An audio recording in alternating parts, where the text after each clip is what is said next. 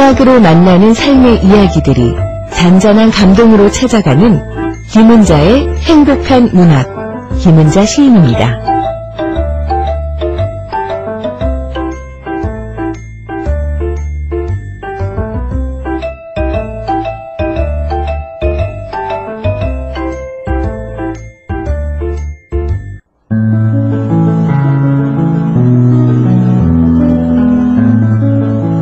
김은자의 행복한 문학.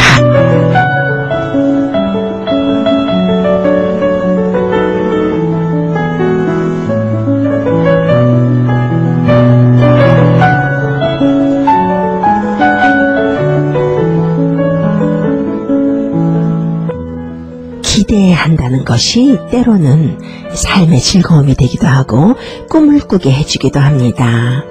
기대를 촉망받는 당사자로서는 좀 부담스러운 일이겠지만요. 그것이 개인의 이익을 위한 것이 아닌 국민적인 기대일 경우 자랑스러운 일이기도 하죠. 지난주까지 한국 문학계에서 기대했었던 일이 있었습니다. 천명관 소설가의 고래라는 작품이 세계적 권위의 문학상인 부커상, 얼마 전까지만 해도 맨 부커상이었습니다. 부커상 인터내셔널 최종 후보에 올랐습니다. 소설가 한강의 채식주의자가 맨 부커상을 수년 전에 또 수상하고 작년에는 정보라 작가의 저주토끼라는 작품이 최종 후보에 오른 적도 있었던 세계 3대 문학상이라고 할 수 있는 상입니다. 부커재단이 고래를 포함한 최종 후보작 6편을 홈페이지에 올리면서 한 번도 이렇게 전개되는 플롯을 읽어본 적이 없었다. 또 등장인물은 착하지 않지만 저항할 수 없을 만큼 매력적이고 결말은 매우 감동적이다 라고 평해주어서 많은 기대를 했었는데요. 아쉽게도 부커상 인터내셔널 부분 최종 수상이 불발되었습니다. 많이 아쉽죠? 문학에 있어서도 요즘 한국 문학의 활약이 돋보입니다. 예전 같으면 어림도 없었던 얘기죠. 천명관 작가의 고래가 부커상 인터내셔널 부분 최종 수상은 불발됐지만 국제 유력 문학상 후보에 국내 작품들이 속속 이름을 올리고요. 또 한국 문학의 역량을 과시해주는 그런 면모가 있었다는 것에 대해서 참 기쁜 얘기고요. 해외에 사는 우리들에게도 기쁜 일이 아닐 수가 없습니다. 도대체 그럼 올해의 부커상 인터내셔널 상은 누가 탄 거야 궁금하잖아요. 불가리아 작가 게오르기 고스포디노프의 타임쉘터가 수상했습니다. 타임쉘터라는 작품은요, 알츠하이머 환자들에게 유망한 치료법을 제공하는 한 병원에 둘러싼 이야기입니다. 아이러니와 멜랑콜리가 가득히 빛나는 소설이라고 평가받는 작품인데요. Anyway, 수상한 불가리아 작가 게오르기 고스포디노프에게 축하를 드리고요. 수상은 불발되었지만 그래도 우리는 참 큰 쾌거를 거두었다라는 생각을 해봅니다. 고래라는 작품이 한국의 풍경과 역사를 엿볼 수 있고 탐험할 수 있는 작품이거든요. 언젠가는 또 한 번 부커상뿐 아니라 가자 노벨문학상이라고 한국 문학을 기대해봐도 괜찮을 것 같습니다. 문학으로 행복해지는 행복한 문학, 그 빵빵한 설렘으로 문 활짝 열겠습니다.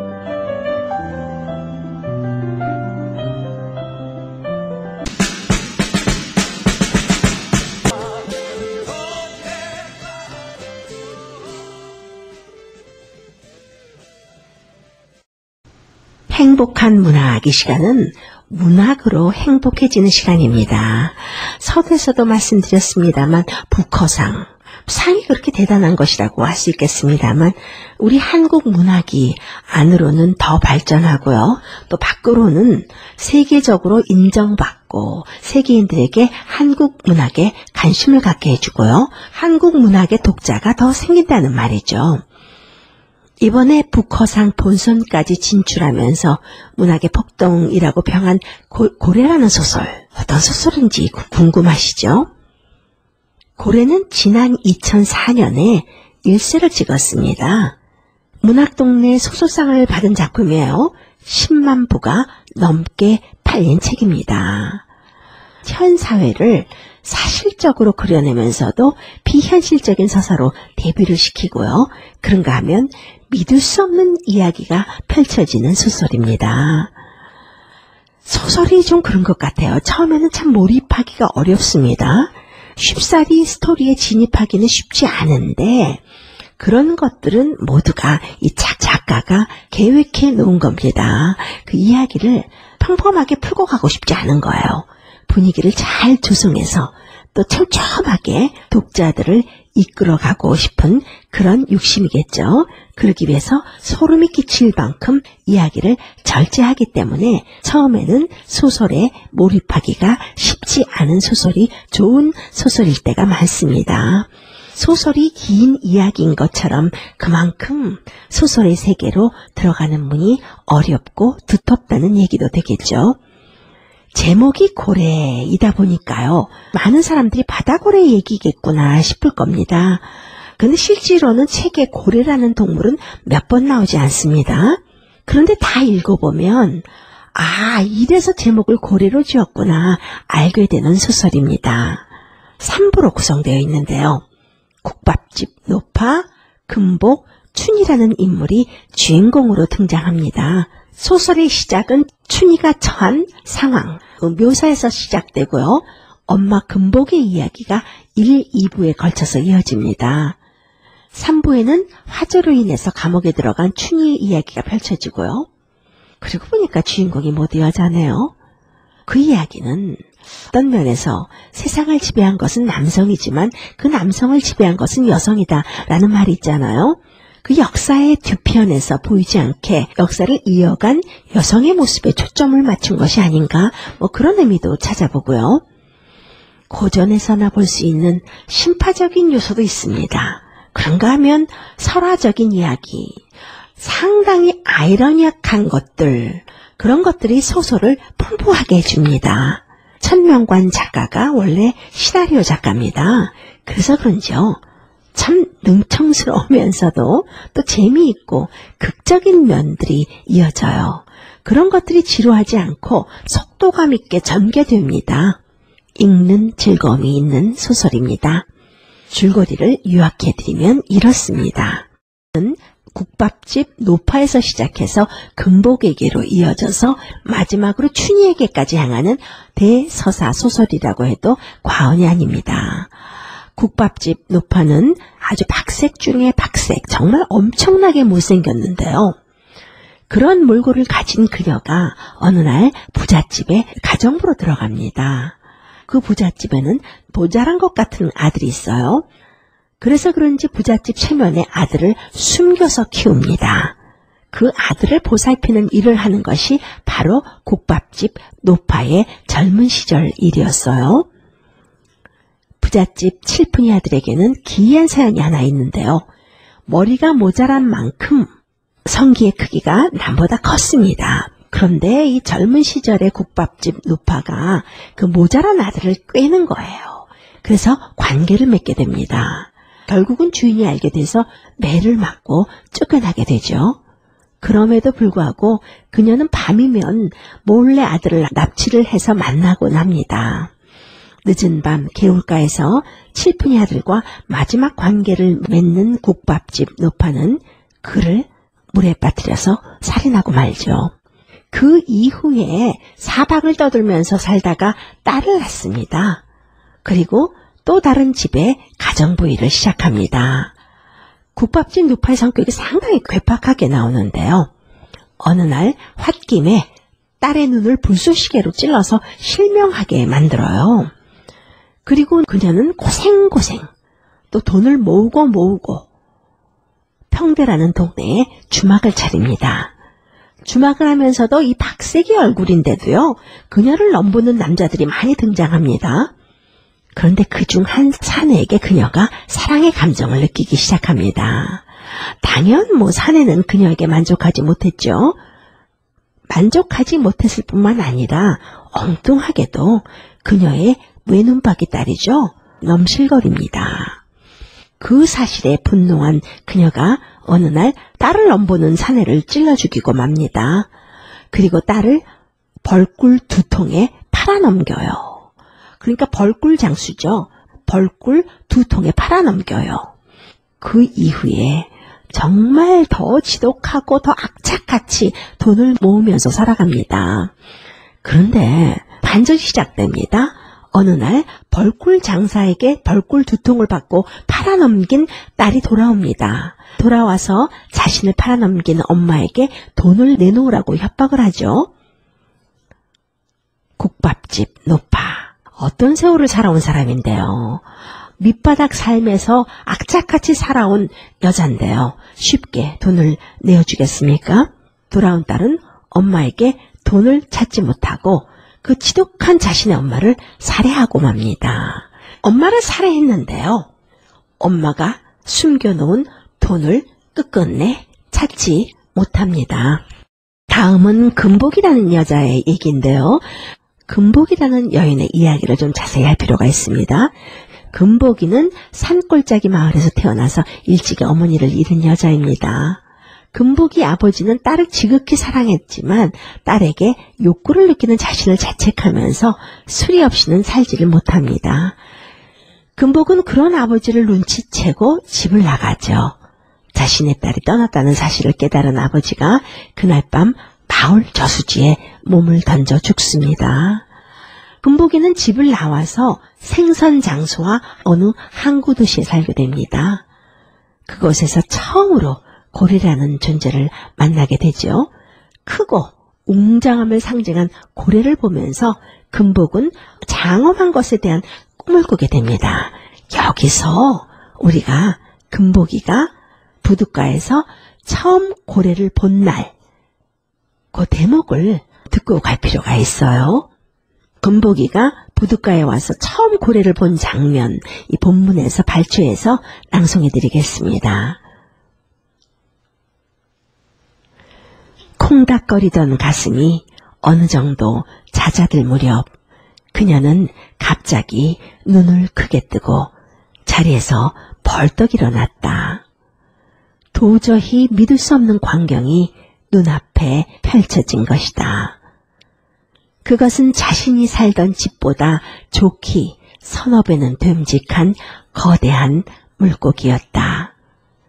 물고기는 바다 한복판에서 불쑥 솟아올라 등에서 힘차게 물을 뿜어 올렸다.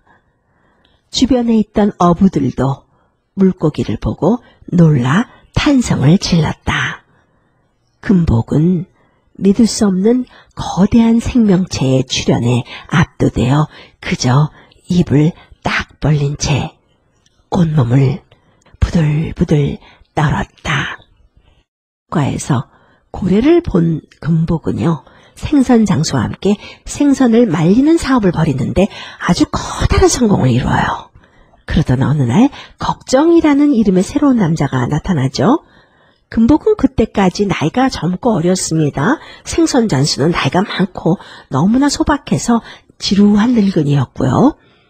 힘이 장사였던 걱정과 금복은 함께 살게 됩니다. 그리고는 행복한 나날을 보내게 되죠. 그러던 어느 날 걱정이 부두공사 현장에서 사고로 큰 부상을 입게 되면서 몸을 다치게 됩니다. 급기야 금복은 남편인 걱정 대신 생선을 손질하는 일을 해야 했고요. 아파서 방에 누워있는 걱정은 금복을 의심하고 매질까지 서슴지 않게 됩니다. 그때의 칼자국이라는 사대가 또 등장을 해요. 그 도시에서 큰 극장을 가지고 있으면서 그 지역의 경제권을 쥐고 있는 인물이 칼자국입니다. 금복에게 알 수 없는 매력을 느낀 칼자국은 그녀에게 호의를 베풀지만 금복은 그를 멀리합니다. 그렇지만 점차 칼자국에게 금복은 의지하게 되어가고요. 걱정을 보살펴준다는 조건 하에 칼자국이라는 사내의 집에서 함께 기거를 하게 됩니다. 비록 지조를 벌이는 행위라고는 하지만요, 자신의 남편을 좋은 환경에서 보살필 수 있게 되고 또 이런저런 고생으로부터 벗어나게 되었다고 스스로를 위로하고 핑계를 댔겠죠. 그렇게 이야기가 진행되면 얼마나 좋을까요? 그런데 어느 날 아파서 정신까지 혼미했던 걱정이 정신이 되돌아오게 됩니다. 다쳐서 추스를 수 없었던 자신의 몸을 다시 발견하게 되고요. 또 이름 모를 남자와 함께 자고 있는 금복을 보게 되면서 모든 것을 기억해내기 시작합니다. 깨어나 보니까 현실이 얼마나 기가 막혔겠습니까? 그 현실을 보면서 견딜 수 없는 걱정은 태풍이 휘몰아치는 바깥으로 뛰쳐나가서 바다에 몸을 던집니다. 그 광경을 칼자국은 몰래 뒤에서 지켜보고요. 몰래 걱정의 자살을 지켜보는 칼자국을 금복이 일이 어느 정도 진행되고 난 후 뒤늦게 목격하게 돼요. 앞뒤 정황을 자세히 보지도 못했으면서도 정황으로 미루어 보아 칼자국이 걱정을 바다로 밀어 죽일 것이라고 믿게 됩니다. 그렇게 생각하고 또 칼자국을 금복이 죽이게 돼요. 참 어떻게 보면 막장이죠. 그 이후 금복은 이곳저곳 방랑 생활을 하면서 떠돌아다니면서 살게 됩니다. 그런 과정에서 아이를 낳게 돼요. 주막을 운영하는 쌍둥이 자매의 집에서 아이를 낳는데 그 아이가 바로 춘희라는 이름의 아이입니다. 걱정을 닮은 것 같은 춘희의 생김새와 행동 거지 때문에 아이에게 아이를 사랑으로 대하지 않습니다. 고래를 본 후 늘 웅장하고 거대한 것에 대한 열망을 마음속에 가지고 살던 금복은 쌍둥이 자매의 주막에서 신세를 지다가 평대라는 동네로 나와서 낡은 주막을 개조해서 다방을 차리는데요. 그 당시 개발붐이 일고 있었던 동네였기에 다방은 장사가 아주 잘 됩니다. 그렇지만 크고 원대한 것을 꿈꾸던 그녀에게 다방이 성미에 차슬리 만무죠. 그러던 어느 날 금복이 다방 2층 집에서 자고 있는데요. 다방 지붕이 태풍에 무너져 내립니다. 아뿔싸 그 무너진 지붕 안에서 엄청난 돈이 쏟아져 나오는 거예요. 연결해서 생각해 볼 수 있죠. 여기서 금복이 빌려서 개조한 그 주막이 아주 오래전 박생 노파가 운영하던 주막이었던 거고요. 그때 딸에게 죽음을 당하면서까지도 굳게 입을 다물어서 숨겨놓은 딸이 찾지 못했던 돈이 바로 그 주막의 지붕 속에 들어있었던 거예요. 금복은 그런 내막을 알지 못한 건 당연했고요. 말 그대로 돈벼락을 맞은 거예요. 금복은 그 돈을 투자할 것을 물색하기 시작합니다. 지붕에서 나온 돈 중에는 땅 문서도 섞여 있어요. 평대 근처 습지인데요. 소유권을 담은 문서입니다. 금복은 그 땅을 답사합니다. 그리고는 그곳에 벽돌 공장을 세워서 문이라는 사람을 앞세워서 또 쌍둥이 자매도 불러들여서 함께 생활하면서 벽돌 공장을 운영하기 시작합니다. 딸 춘희에 대한 생각은 손톱만큼도 없는 겁니다. 머릿속에는 온통 야망만 꽉 찬 거죠. 금복은 그 돈으로 극장에 새롭게 투자를 하죠. 처음으로 칼자국의 손에 이끌려서 구경하게 된 극장의 마력과 고래로부터 받았던 그 인상이 합쳐진 고래의 형상을 가진 것 같은 극장. 엄청나게 많은 돈을 극장에 투자합니다. 자연스럽게 벽돌 공장에 대한 일도, 벽돌도, 춘희도, 벽돌에 혼을 담던 문도 그녀의 뇌리에서 점차 희미해져 가면서 이래서 소설입니다. 믿지 못할 일이 벌어져요. 금복이 점차 남성으로 변해가기 시작합니다. 남자 옷을 입게 되고요. 또 남자처럼 말을 행동하고요. 심지어는 계집질까지 합니다. 또 신기한 건요. 세상 사람들 대부분이 그런 그녀의 변화를 너무나도 자연스럽게 받아들입니다. 누구도 그녀에게 당신 여자 아니었어? 라고 묻지 않아요. 사람들은 오직 평대에 들어서는 거대한 극장, 그 웅장한 고래의 형상에 취해서 그것만 기다리고 있는 거예요. 그런 과정에서 춘희, 딸은 철저히 소외된 삶을 살고요. 금복은 친구가 하나 있습니다. 코끼리 전보. 인간과 동물 사이지만요. 코끼리 전보와의 소통이 가능하게 소설 속에 나와요. 그러던 어느 날 교통사고로 인해서 전보가 죽고 맙니다. 벽돌을 굽던 아버지와 같았던 문이라는 사람도 역시 죽고 말고요. 금복은 결국 철저히 외톨이 혼자가 되죠. 그러던 어느 날 그 돈을 많이 투자하고 운영했던 평대의 극장에서 커다란 화재가 발생합니다. 그 화재로 금복을 비롯해서 많은 사람들이 죽습니다. 그리고 평대에는 유령도시가 되어버려요. 춘희는 방화 혐의로 잡혀 들어가고요. 감옥 안에서 그녀는 우람한 체구와 괴력 때문에 죄수 결투에 끌려나가게 됩니다. 그녀를 이용해서 돈을 벌어보려던 간수가 있었는데요. 결투를 위해서 배운 기술을 바로 그 간수에게 사용합니다. 결국 그녀는 독방에 수감되고요. 죽음의 문턱에서 간신히 살아나온 간수는 철가면을 쓰고 철저히 그녀를 유린합니다. 춘희는 감옥을 나와서 평대로 돌아옵니다. 다시 벽돌 공장으로 돌아가죠. 그곳에서 벽돌을 만들기 시작해요. 그리고 그곳에서 어릴 적에 알고 지난 사내를 만나게 되죠. 그리고는 그의 아이를 갖게 됩니다. 가족을 부담스러워했던 남자는요, 춘희를 또 떠나요. 춘희는 다시 혼자가 됩니다. 근데 춘희는 그 엄마와 달리 모성애가 대단합니다. 아무도 아이를 키우는 법을 가르쳐주지 않았지만요, 아이를 열심히 키워요. 그런데 결국 그 아이조차도 그녀의 품에서 죽고 맙니다. 그러던 중 아이 아빠가 그녀에게 돌아오려고 했었는데요. 그마저도 교통사고로 죽고 말죠. 다시 철저한 혼자가 됩니다. 그녀가 할 수 있는 것은 계속해서 벽돌을 만드는 일뿐이죠. 그리고는 먼 훗날 유명한 건축가에 의해서 평대의 벽돌 공장 지대가 발견이 됩니다. 헤아릴 수 없을 만큼 많은 벽돌이 쌓여있고 최상의 벽돌들이 산처럼 쌓여있는 평대의 벽돌 공장. 꼬리에 꼬리를 물고 반전에 반전을 거듭하면서 어머 이건 뭐야 막장이네 싶기도 하지만 현대인들의 살아가는 모습을 그대로 받아쓴 것 같은 작품입니다. 인물들이 서로 얽히면서 극적인 긴장감을 불러오기도 하고요. 이 소설의 특징은요, 고상한 교훈이나 깨달음 이런 것들이 아니고 인간의 고유한 이성 능력, 자유의지 그런 것보다도 예기치 않은 일들로 인해서 예기치 않은 일도 일어나는 비극적인 일들, 이유를 알지 못하는 불가항적인 상황 속에서도 운명을 원망하는 것이 아니라 받아들이면서 살아간다는 겁니다. 마지막 장면이 정말 감동적이에요.